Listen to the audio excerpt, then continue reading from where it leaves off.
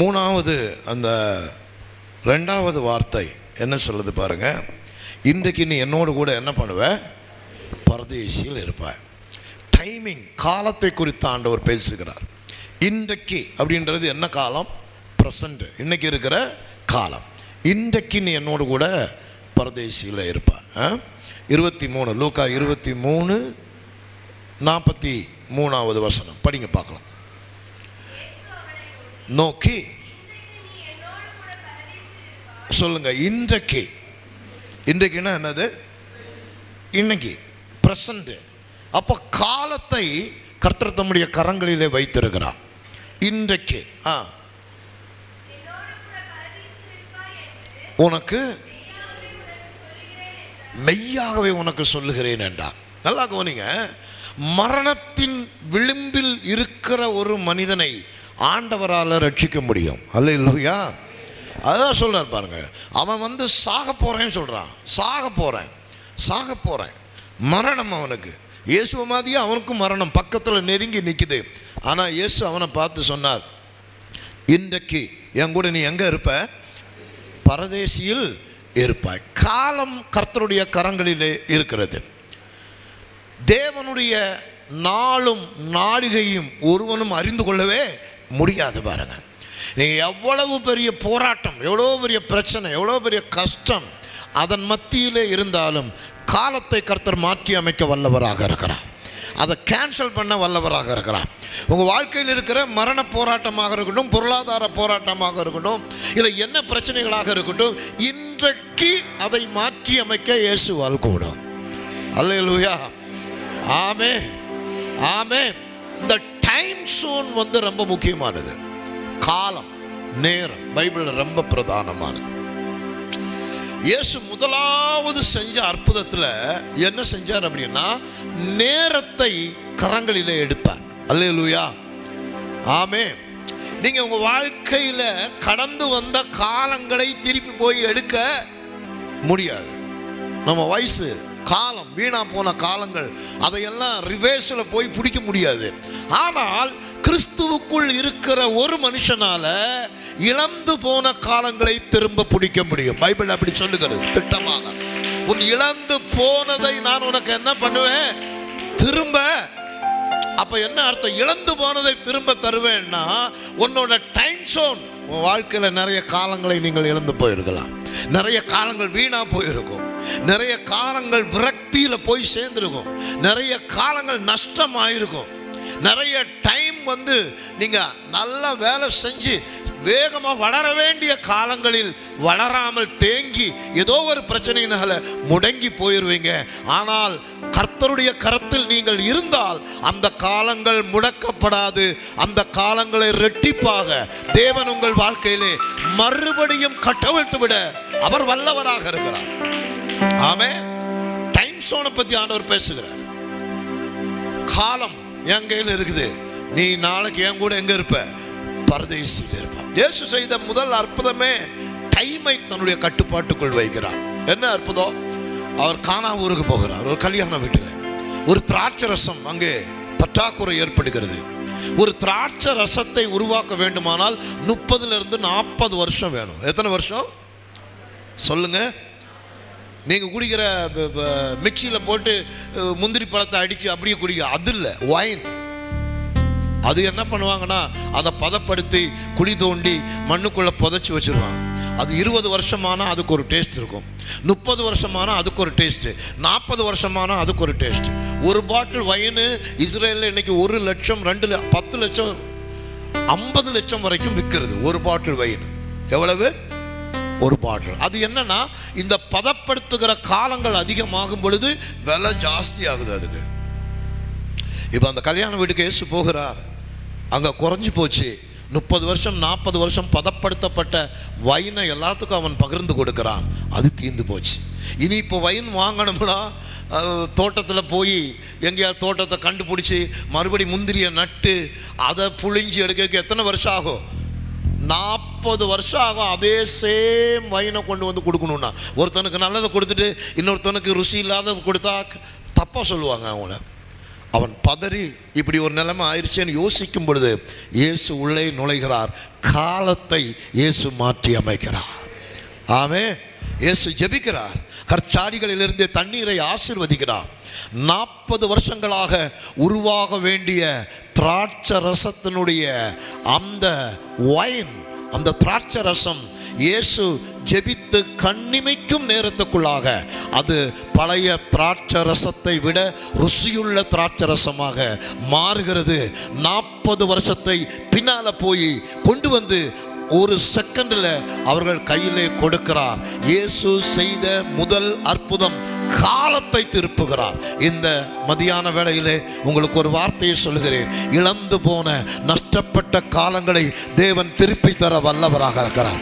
உங்கள் வாழ்க்கையில், உங்கள் லைஃப்பில் எந்தெந்த காலங்கள் வீணா போச்சோ, நீங்கள் படிக்கிற காலமாக இருக்கலாம், இல்லை உழைத்த வேலை செய்த காலமாக இருக்கலாம், எந்த காலம் வாழ வேண்டிய காலமாக இருந்திருக்கலாம், எந்த காலம் உங்கள் வாழ்க்கையில் வீணாயிருச்சு இனி திரும்பி வருமா அப்படின்னு நீங்க யோசிங்கன்னா, கர்த்தராகிய இயேசு கிறிஸ்து அவைகளை திருப்பி தர வல்லவராக இருக்கிறார். நான் சொல்ல, இன்றைக்கு என்னோடு கூட நீ எங்க இருப்ப? பரதேசியில் இருப்ப. காலத்தை அவனுக்கு ஆண்டவர் மாற்றி கொடுக்கிறார். காலத்தை அவனுக்கு சரி பண்ணி கொடுக்கிறார். ஆமே. அல்லேலூயா. சத்தமா சொல்லுங்க, அல்லேலூயா. ஒன்று. அடுத்து, எனக்கு தாகமாய் இருக்கிறது, எனக்கு தாகமாய் இருக்கிறது. அடுத்து சொல்லுகிறார், இன்னொரு வார்த்தையை சொல்றாரு, என் தேவனே, என் தேவனே, ஏன் என்னை கைவிட்டீரோ அப்படி சொல்றாரு. தாகமாய் இருக்கிறதுன்னு சொல்றாரு. நீங்க இயேசுவை பிதா கைவிட்டாருன்னு நினைக்கிறீங்களா? கை விட்டுட்டார் அப்படியா? இல்லை, பாருங்க, வாசிங்க அந்த வசனத்தை. என் தேவனே, என் தேவனே, ஏன் என்னை கைவிட்டீரோ? மத்தேயு 27ஆம் அதிகாரம் 46வது வசனம்.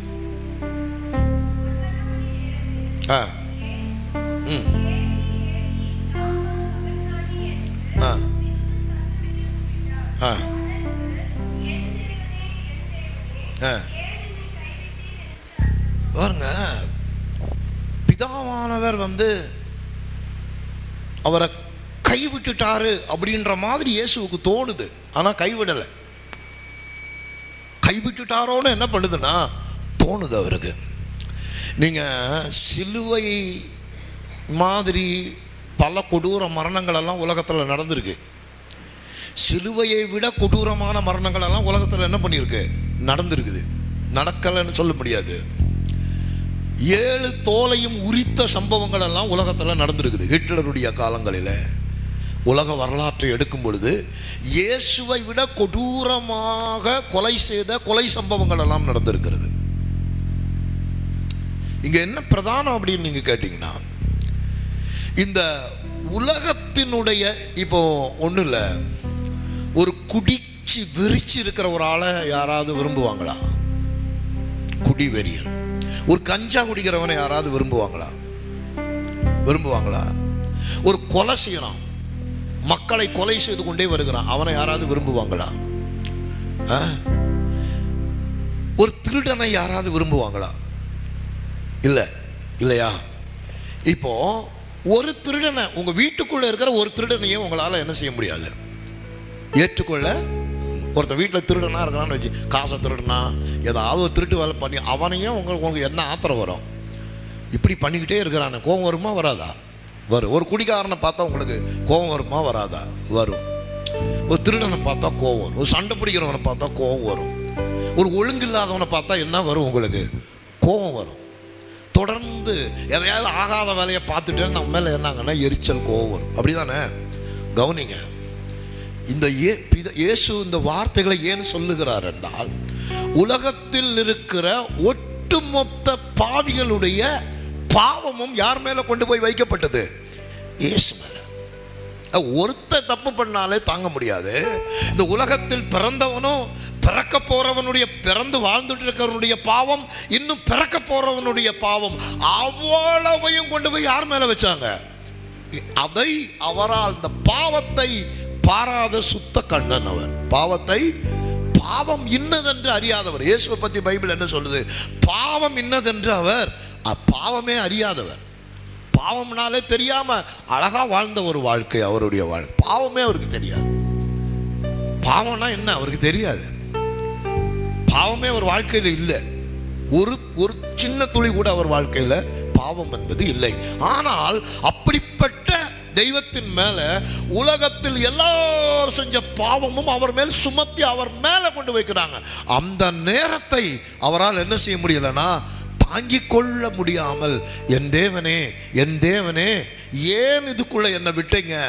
ஏன் இந்த பாவம் இதையெல்லாம் சுமக்கிறபடி என்னை விட்டீங்க? ஏனென்றால் பாவம் மனிதனையும் தெய்வத்தையும் இரண்டாக பிரிக்கிறது.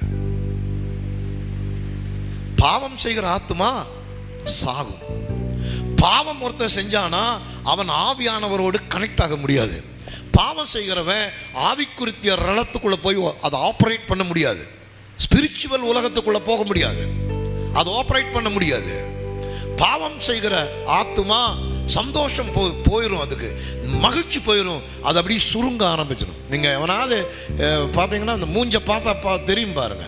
எவனா ஆகாத வேலை பார்த்தவன் மூஞ்சை பார்த்தாலே தெரியும், சுருங்கிரும். நம்மளை பார்த்தா அப்படியே ஒளிஞ்சு ஓடுவான், அப்படியே ஓடிடுவான், ஒழுக்கமாக உள்ளே உட்கார மாட்டான், வசனம் கேட்க மாட்டான். இதெல்லாம் பாவிகளுடைய அடையாளம். பாவம் செய்கிறவன் முதல்ல ஒழுக்கமாகவே இருக்க மாட்டான். டைமில் அவனுக்கு ஒழுக்கம் இருக்காது, உட்கார்ற இடத்துல ஒழுக்கம் இருக்காது, வீட்டில் ஒழுக்கம் இருக்காது, ஜெபத்தில் ஒழுக்கம் செய்ய முடியாது. இதெல்லாம் அவனால் பாவத்தில் தொடர்ச்சியாக இருக்கும்போது தேவ காரியங்களையும் ஒழுக்கத்தையும் அவனால் கடைபிடிக்க முடியாது. இதுதான் முதல் பிரச்சனையே. நீங்கள் தேடியெல்லாம் என்ன பாவம் செய்கிறன்னெல்லாம் தேடியெல்லாம் பிடிக்க வேண்டாம். ஒரு ஆளால் ஒரு இடத்துல ஒரு 2 மணி நேரம் உட்கார முடியல, வசனத்தை கேட்க முடியல, ஒரு ஆள் கண்ணை பார்த்து பேச முடியல, ஒரு ஆள் முகத்தை இப்படி பார்க்க முடியல, இப்படியே குத்திக்கிறான் அப்படின்னா அவன் பாவி. அவனுக்குள்ள வேலை பார்க்குதுன்னு அர்த்தம். ஒரு மனிதனுடைய கண்ணை பார்க்க முடியலன்னா குற்ற உணர்ச்சி, கில்ட்டி கான்சியஸ்.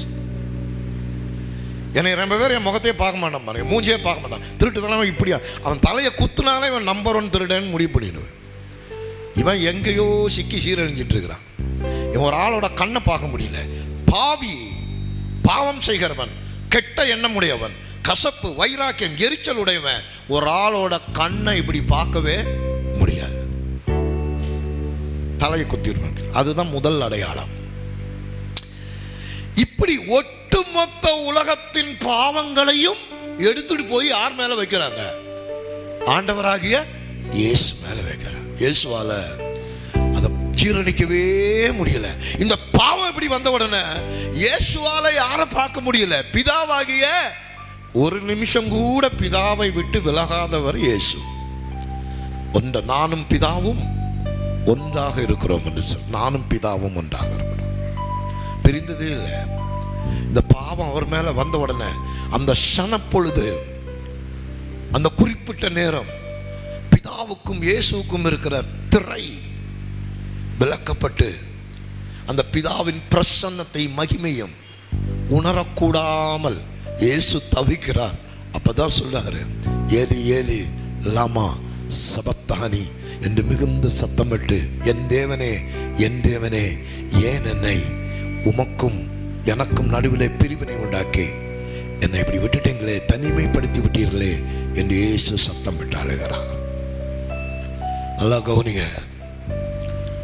பாவம் சின்ன பாவமோ பெரிய பாவமோ, பாவத்தை நீ செய்யும் பொழுது கடவுளோடு உண்மையான தொடர்பை வைக்க முடியாது, ஆண்டவரோடு பேச முடியாது, ஜெபிக்க முடியாது, பைபிளை வாசிக்க முடியாது, ஆராதிக்க முடியாது, கோயிலுக்கு ஒழுங்காக வர முடியாது. இந்த இடத்துல எல்லாம் உங்களை பிரித்து விடும் கடவுளை விட்டு. இயேசுவையும் அப்படித்தான் பிரித்தது. அந்த நிமிஷம்தான் அவர் கதறுகிறார். அடிவேதனை எல்லாம் தாங்கிக்கிட்டார். என்ன சொல்லுது பைபிள் அவரை பற்றி? அவரை அடித்தார்கள், ஒன்றுமே பேசலை. குத்துனார்கள், ஒன்றுமே பேசலை. 40 அடி கொக்கி போட்டு அடிக்கிறாங்க. அடித்து அவருடைய சரீரமெல்லாம் உழு நிலம் போல உழப்படுகிறது. இப்படி அடித்து இப்படி இழுக்கும்போது சதையை பிச்சுக்கிட்டு வருது. அப்படியே ஏசாயா 53 வாசிங்க, அவருடைய முதுகு உழு நிலம் உழுகிறது போல உழப்பட்டது அப்படி சொல்லப்படுது. இப்பெல்லாம் அவர் அளவே இல்லை, சத்தமே போடல, வாய் திறவாத ஆட்டை போல இருந்தார். வலியெல்லாம் தாங்கிக்கிட்டார், வலியை தாங்கிக்கிட்டார், காயத்தை தாங்கிக்கிட்டார். முள்முடி வச்சு அடிக்கிறான். அது அந்த முள்ளெல்லாம் 2 இன்ச்சு 3 இன்ச்சுன்னு சொல்றாங்க. கண்ணுக்குள்ள இங்கெல்லாம் குத்தி உள்ள போய் கண்ணே தெரியல, அதையெல்லாம் தாங்கி கொள்ளுகிறார். வஸ்திரத்தை கழட்டிட்டானுங்க, நிர்வாணமாய் அவரை தொங்க விடுற, அதையெல்லாம் தாங்கி கொண்டார். எல்லாத்தையும் தாங்கிட்டார், வலியை தாங்கிட்டார், அவமானத்தை தாங்கிட்டார், காயத்தை தாங்கிட்டார், அடியை தாங்கிட்டார், எல்லாவற்றையும் தாங்கி கொண்டார். இந்த ஒண்ணு அவரால் தாங்க முடியல. பாவத்தை பாராத சுத்த கண்ணன் என்று சொல்லப்படுகிற இந்த தெய்வம் இந்த மனுஷகுமாரனால் பாவம், ஒட்டுமொத்த பாவத்தையும் கொண்டு அவர் மேல வைத்த பொழுது அதை தாங்கிக் கொள்ள முடியாமல், என் தேவனே, என் தேவனே, ஏன் என்னை கைவிட்டீர் என்று கதறுகிறார். இதுதான் ஒரு ஆவியின் வியாகுலமாக இருக்கிறது. இன்னைக்கு இந்த ஒரு பெயின் உங்களுக்குள்ள வரணும். எல்லாத்தையும் பண்ணிட்டு அப்படியே ஒன்றும் தெரியாத மாதிரி இங்கே வந்து உட்காந்துட்டு இப்படி சொரிஞ்சிட்டு போறீங்கல்ல, இது தேவனுடைய இருதயம் இல்லை. ஒரு சின்ன தவறு உனக்குள் வரும் பொழுது குற்ற உணர்ச்சியை உண்டாக்கி, ஐயோ இது என் தேவனுக்கு விரோதமான ஒரு விஷயம்னு ஒரு படபடப்பு, ஒரு வலி, ஒரு வேதனை வந்து மனம் திரும்புதல்ங்கிற ஒன்றை அதற்குள்ளாக கொண்டு வர வேண்டும். அங்கதான் இயேசு நிற்கிறார். அதுக்காக தான் கதறுகிறார். இத்தனை அடிபட்டு காயப்பட்டு கடைசி சொட்டு ரத்தம் வரைக்கும் பூமியில சொட்டும் பொழுது கூட அவர் வாய் திறவாத ஆட்டை போலவே இருந்தார். அழுகல, சத்தம் போடல, அடிச்சவனை திட்டல, முறைக்கல, எதுவுமே பண்ணல. ஆனால் இந்த பாவம் அவர் மேல் சுமத்தப்பட்ட பொழுது பிதாவே என்று சத்தம் விட்டு கதறுகிறார். பாவத்தை வெறுப்பவர்களாக இருக்க வேண்டும். ஏன் அப்படின்னா, ஒரு சின்ன பாவம் கூட உனக்கும் தெய்வத்துக்கும் இருக்கிற உறவை கெடுத்து அப்படியே வெளியில அந்நியமாய் மாற்றி கொண்டு போய் நிறுத்திவிடும். கடவுளோட தொடர்பு கொள்ள முடியாது, ஆவிக்குரிய உலகத்தோடு தொடர்பு கொள்ள முடியாது. கம்யூனிகேஷன் கட் ஆயிரும். ஆதாமில் செய்த பாவம் பாருங்க, அவன் ஒரு சிறு பாவம் செய்த பொழுது அவனும் விபச்சாரம் பண்ணல, கொலை பண்ணல, ஒண்ணுமே பண்ணல. புசிக்க வேண்டாம் என்ற ஒரு பழத்தை அவன் புசித்தபடியினாலே தேவனுக்கும் அவனுக்கும் இருக்கிற தொடர்பு அருந்தது. தோட்டத்தை விட்டு வெளியேற்றப்பட்டான். அழகான அவனுடைய வாழ்க்கை முறை மாறினது. இன்றைக்கும் இதுதான் சம்பவிக்கிறது மனுக்குலத்துக்கு. பாவம் செய்யும் பொழுது மனிதனுக்கும் தெய்வத்துக்கும் இருக்க தொடர்பு விலகி அவன் சபிக்கப்படுகிறான். அவனுடைய பொருளாதாரம் சபிக்கப்படுகிறது, அந்தகாரமாகிறது, சரீரம் சபிக்கப்படுகிறது, எல்லா இடத்திலும் பிரச்சனைகள் உருவாகிறது. கையை வைத்து சொல்லுங்க, இயேசுவே உம்மை போலவே என்னை மாற்றும் ஐயா. சொல்லுங்க, கசப்பு, வைராக்கியம், எரிச்சல், கோபம், பொறாமை இதெல்லாம் இன்றைக்கு என்னை விட்டு நீங்கி போகட்டும் ஆண்டவரே. கசப்பு கோபமானு கேட்டிங்கன்னா கோபம் பொல்லாத பாவம் தான். வைராக்கியம் பாவமானு கேட்டிங்கன்னா பொல்லாத பாவம் தான். முறுமுறுப்பு பாவமானு கேட்டிங்கன்னா பாவம் தான். ஒரு ஆள் இல்லாத இடத்துல அவங்கள பற்றி 2 பேர் சேர்ந்து பேசிக்கிறீங்க பார்த்தீங்களா, அசிங்கமா, அது பாவம் தான். இதெல்லாம் என்ன பண்ணுதுன்னா உனக்கும் தேவனுக்கும் இருக்கிற உறவை பிரித்து விடுகிறது. கம்யூனிகேஷனை கட் பண்ணி விட்டுருது. அப்புறம் நீ பண்ற ஜபம் எல்லாம் லொடலொடா லொடலொடா லொடலொடா ஒன்று கூட மேலே போகாது. நல்லா கவனிங்க. நீ ஜபம் பண்ணுவதற்கு முன்பாக, பைபிள் சொல்லி ஜபம் பண்ணுவதற்கு முன்பாக யாருக்கிட்டையாவது உனக்கு விரோதம் இருந்தா அவங்ககிட்ட போய் ஒப்பரவாயிட்டு வந்து அப்புறம் என்ன பண்ண, ஆமாவா இல்லையா? இயேசு அப்படிதானே சொல்லுகிறார். ஏன் அப்படி சொல்லுகிறார்? என்னைக்காவது யோசிச்சு பார்த்துருக்கிறியா? ஏன் அப்படி சொல்லுகிறார்? அதுக்கப்புறம் நீ என்ன ஜபம் பண்ணாலும் அது மேல மேல போகாது. உன் ஜபம் எல்லாம் பிளாக் ஆயிரும். சிலர் சொல்றதை கேட்குறேன், எங்கம்மா ஏமா சர்ச்சுக்கு வரல? நாங்கள்லாம் இப்போ தான் ஜோம் பண்ணிட்டு படுத்தோம் பாஸ்டர், அதனால காலையில் நாங்கள் ஜோம் பண்ணோம், அதனால ப்ரேயருக்கு நாங்கள் வரல. உன் ஜபம் அரை பைசாய்க்கு வேல்யூவே கிடையாது. புரியுதுங்களா? ஆயக்காரன் மாதிரி தன்னை தாழ்த்தி ஒப்பு கொடுக்கிறவனுடைய ஜெபம் தான் பரலோகத்துக்குள்ள போகும். அகங்கார ஜெபம், ஆணவ ஜெபம் ஒன்று கூட மேலே போகவே போக. நீ விடிய விடிய ஜெபம் பண்ணு, 32 நாள் ஜெபம் பண்ணு, 40 நாள் உபவாசம் போடு, இருக்கிறது மோசமாகுமே தவிர ஒன்று கூட நல்லாகாது. You check it. ஒன்றை சோதிச்சே பாரு. ஜெபம் பண்ணு. சர்ச்சுக்கு வராமல், ப்ரேயருக்கு வராமல், நான் ஜெபம் பண்ணிகிட்டே இருந்தேன் பாஸ்டர், அதனால் டயர்டாயிட்டேன், அதனால் சர்ச்சுக்கு வரல. நீ இருக்கிறத விட கொஞ்சம் மோசமாக தான் போவ. இந்த ஜெபமெல்லாம் மேலே எடுபடாது. அல்லேலூயா, ஆமென். தேவன் எல்லாத்துக்கும் ஒரு ஒழுங்கை வைத்திருக்கிறார் பாருங்க.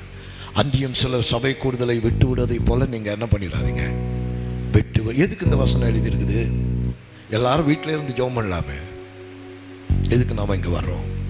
கர்த்தர் நம்மோடு பேச விரும்புகிறார். ஆண்டவர் நம்மோடு இடைப்பட விரும்புகிறார். தேவ பிரசன்னத்தை உணர விரும்புகிறார். தனிமையாக இருப்பதை விட இருவர் சேர்ந்து இருப்பது நல்லதுன்னு எதுக்கு பைபிள் சொல்லுது? நல்லா கவனிங்க. கசப்பு, வைராக்கியம், கோபம், எரிச்சல் இதெல்லாம் உன் குணத்தில் உன்னை வெளியில் காட்டி மூஞ்சிலேயே காட்டி கொடுத்துருவோம். நீங்கள் இதெல்லாம் இந்த சிலுவையின் நாளில் எடுத்து வெளியில் போட்டுட்டு இயேசுவை போல உங்கள் உள்ளம் மாறட்டும். உங்கள் மனப்பான்மை இயேசுவை போல மாறட்டும்.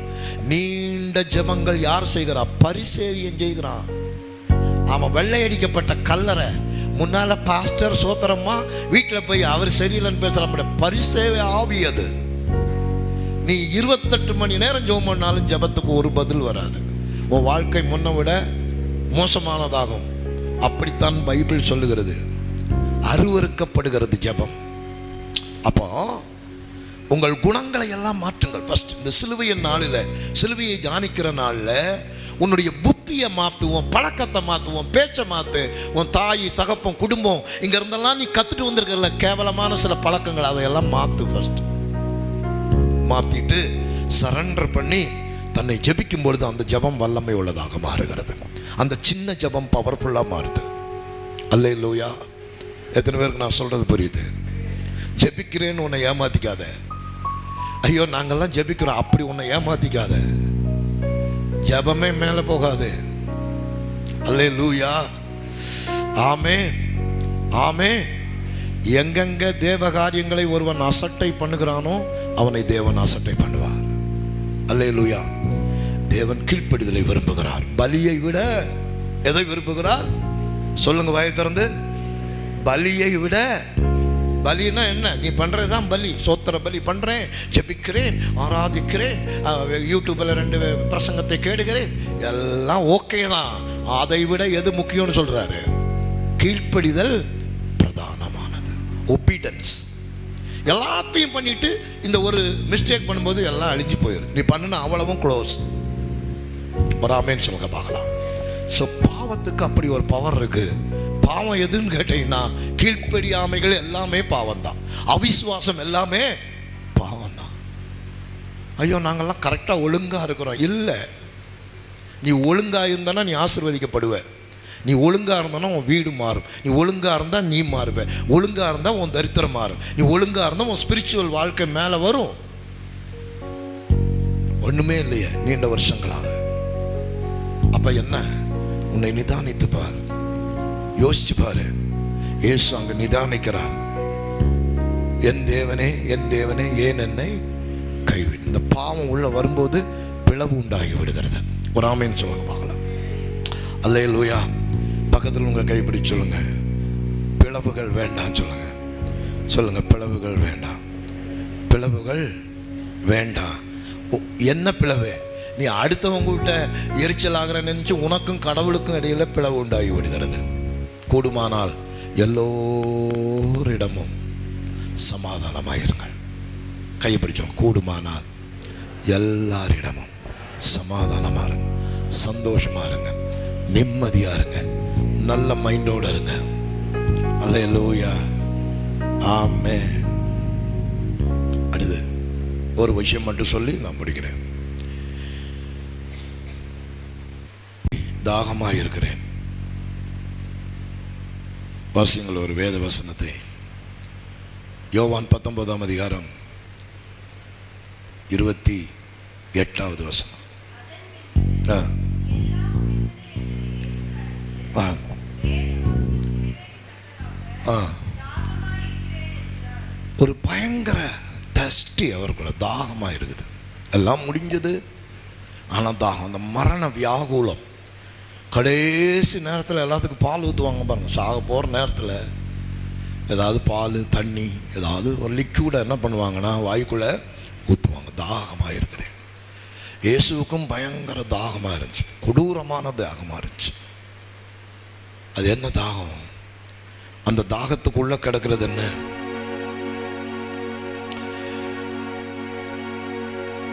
ஒரு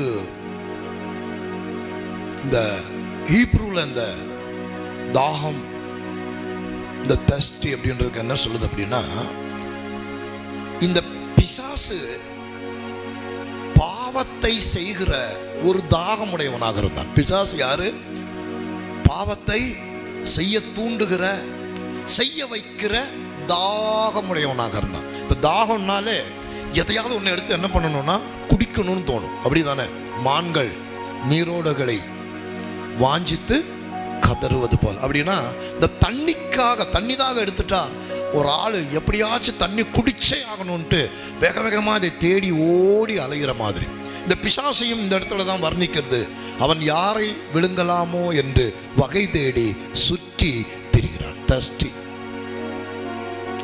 இப்போ இந்த பிசாசு தாகமாய் ஒரு மனிதனை விழுங்க போகிற அந்த நிலையை தான் இயேசு தாகமாய் இருக்கிறது என்று சொல்லுகிறார். அவன் விழுங்க பார்க்கிறான். நானும் அந்த தாகம் அல்ல, என் ஜனங்களுக்கு ஜீவ தண்ணீராய் நான் என்ன செய்கிறேன் என்றால் இருக்கிறேன். அதனால தான் இயேசு தம்முடைய பிரசங்கத்திலே இதை திருப்பி சில இடங்களில் முன்னாலேயே சொல்லுகிறார், தாகமாய் இருப்பவர்களே என்னண்டையில் வாருங்கள், நான் உங்களுக்கு ஜீவ தண்ணீரை என்ன பண்றேன்னா தருகிறேன். இது ஒரு தஸ்டின்னா தண்ணி தாகம்ன்றது மட்டும் இல்லை, ஆவிக்குரிய ரீதியாக யாருக்கெல்லாம் ஒரு தாகம், இயேசுவை பரலோகத்தை குறித்து ஒரு தஸ்டி இருக்குதோ, வாங்க என்கிட்ட, நான் உங்களுக்கு என்ன தருகிறேன்? ஜீவ தண்ணீரை உங்களுக்கு நான் தருகிறேன். பரிசுத்த ஆவியாகிய நதியை நம்மேல் அவர் திறக்கிறார். டெட்டலிஸ்டா முடிந்தது என்று சொல்லுகிறார். எல்லாம் கொடுத்து முடிச்சாச்சு, இனி கொடுக்க வேண்டிய கடன் ஒண்ணுமே இல்லை. மன்னிப்பை குறித்து சொல்லுகிறார். எப்பவுமே ஒரு பலி செலுத்தும் போது ஆசாரியன் பக்கத்துல போய் மன்னிப்பை சொல்ல வேண்டும். அதுதான் முறைமை.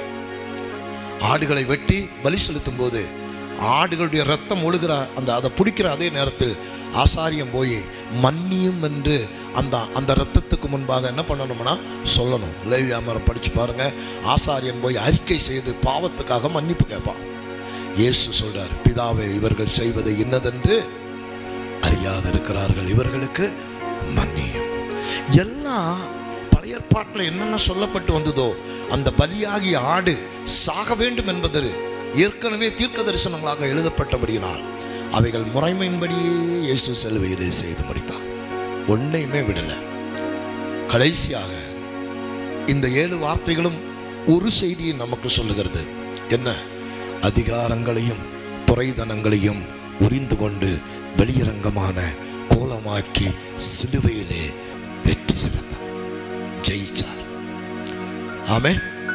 பக்கத்தில் சொல்லுங்க, ஜெயிச்சார். அவரு ஜெயிச்சிட்டார் சொல்லுங்க. உங்கள் வியாதியை ஜெயித்தார், தரித்திரத்தை ஜெயித்தார், பாவத்தை ஜெயித்தார், சாபத்தை ஜெயித்தார், அக்கிரமத்தை ஜெயித்தார், எல்லாத்தையும் ஜெயித்தார். ஆமே. இனி ஜெயிக்கல, ஏற்கனவே என்ன பண்ணார்?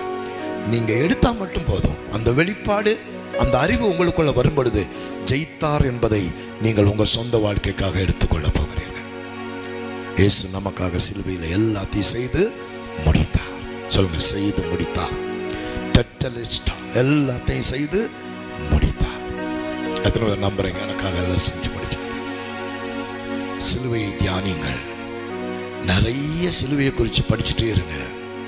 சிலுவை தியானம் உங்க வாழ்க்கையில அப் டவுன் தலைகளாக மாற்றி